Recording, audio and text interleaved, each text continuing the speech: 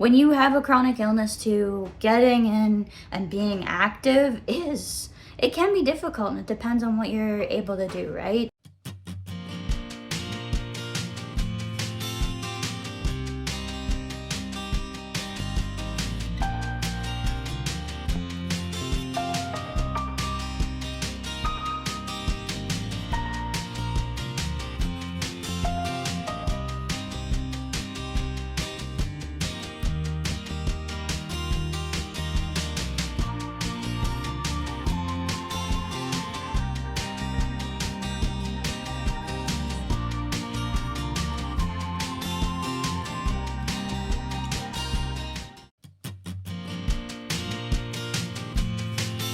Hey everyone, and welcome to a new vlog.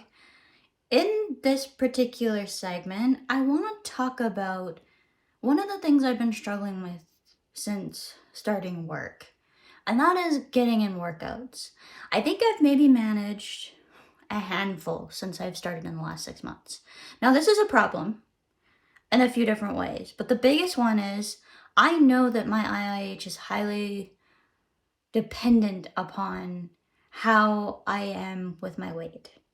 I know that. I know that's not the case for everybody, but with me, it is a major thing. So, what I wanted to get into with this is that I can't be missing my workouts for too long, or I'm going to gain weight, especially when I'm not eating 100%. And it can be hard to maintain the right diet when you aren't able to eat exactly when you need to, and all of that comes with having other commitments. It's really difficult for the average working person to maintain a workout schedule, especially if you're working 8 hours in a day and your job is fairly active, like what mine is. When I work an 8-hour day, I'm exhausted usually, although yesterday wasn't bad. I had actually planned, depending on how I was feeling last night, to do a workout last night, but I decided that I would leave it and do it this morning because I have a couple of days off. Now, I've been actually getting a little bit more time off lately, so I'm going to try and get back into this while I have the opportunity to. And it's not really just about weight. You guys may be like, oh, doesn't look like you've gained any weight. Now, I don't feel like I've gained a ton of weight if I have, but you get into the bad habits again and it can quickly come back. And so I want to make sure that this doesn't have the opportunity to have these bad habits come back. So I'm going to take this chance and start getting back into my workouts again. Now, it's not just because of my weight that I want to do this. I want to do this because I want to be in good shape as well.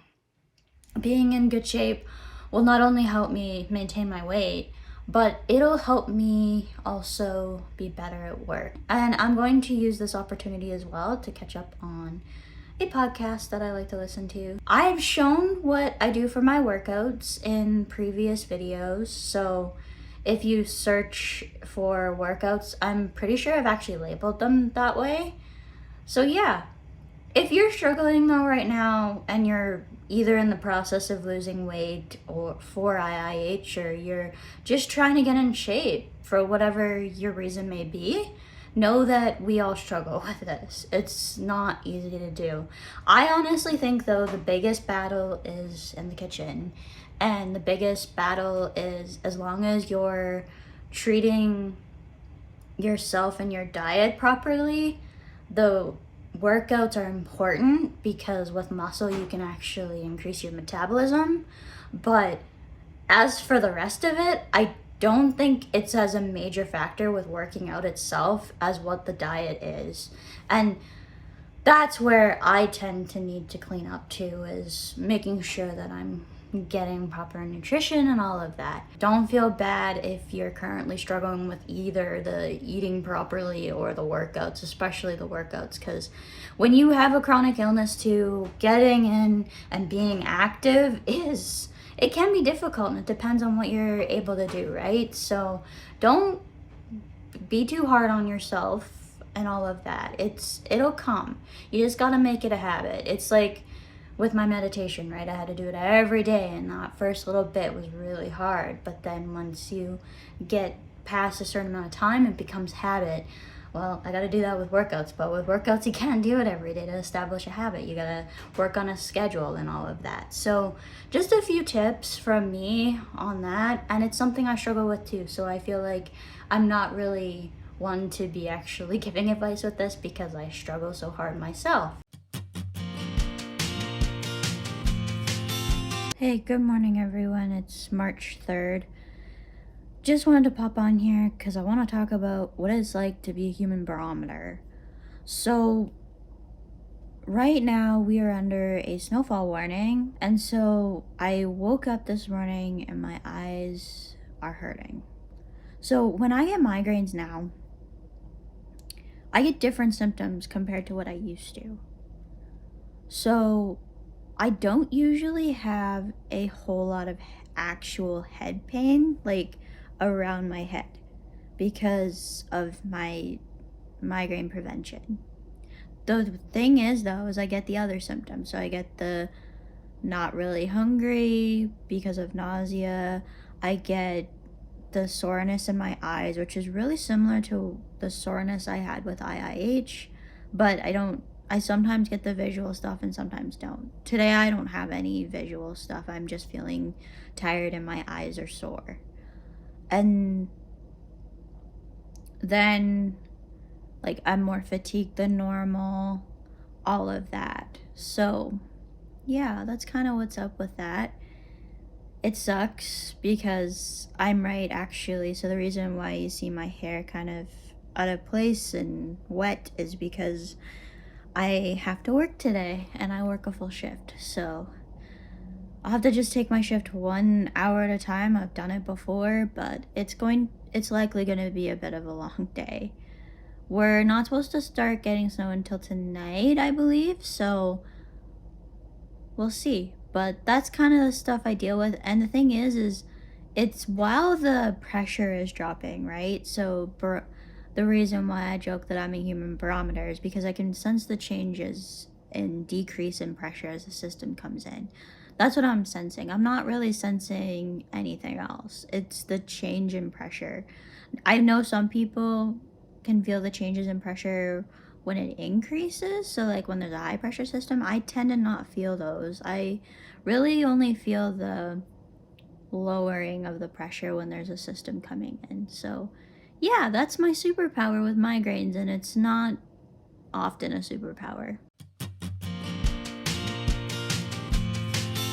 Hey everyone, just wanted to pop on here quickly and talk about a couple of the things that are new, and that is number one, where you can support me, and number two, live streams. So I started doing live streams on Instagram because it was the best place for me to do them. I also like the quality of them. However, I realized and found out that I can actually do live streaming on YouTube, and it looks like it's almost as good, if not better, than the one on Instagram. So I'll probably switch it up a bit between both of them. Sorry, I'm trying to center myself here. And so I want to focus a lot more on YouTube, obviously, because that's the platform I really want to grow. I'll probably do occasional ones to Instagram, but I'd really like to switch it to YouTube completely for that. I've started on a platform called locals.com. When you join me on Locals, you get access to exclusive content. I'm trying to post there usually every day. Probably won't be every day depending on my schedule, but I am trying to get at least 4 or 5 days a week. And that's content that you will not see anywhere else on my social media platforms. I don't post it to Instagram. I don't post it to Twitter. It's a place for me to basically have a blog that I can get out my feelings. And because I'm making it my supporters only, you're going to get things that you're not going to see me talk about anywhere else. And so, yeah, there's exclusive content on there, but if you're wanting a way to message me, this is the place to do it. So in my Instagram live the last time, I said the only way to message me was to email me, and you can find that email through the About section on my YouTube channel. Well, that's now changed. So if you want to be able to message me on a social media platform, Locals is the place to do it. I've set the messaging amount to the same as what it is to become a supporter. So as soon as you become a supporter, you have the ability to message me. Now, I may change this if the platform grows to be a certain size, because once you get to be really big, people want your attention and they tend to message you. And I don't want to be spending all of my free time looking at messages and not on making actual content for you guys. So we'll see. I don't think that's going to be a problem for a very long time, but you never know. With live streams, I suggest that you keep your notifications turned on so you never miss any of that content, basically. But other than that, I think that's pretty much it. Enjoying my content? Don't forget to hit that subscribe button, and then make sure you click the notification bell so you never miss any of my upcoming future videos. Bye for now, and thanks for watching.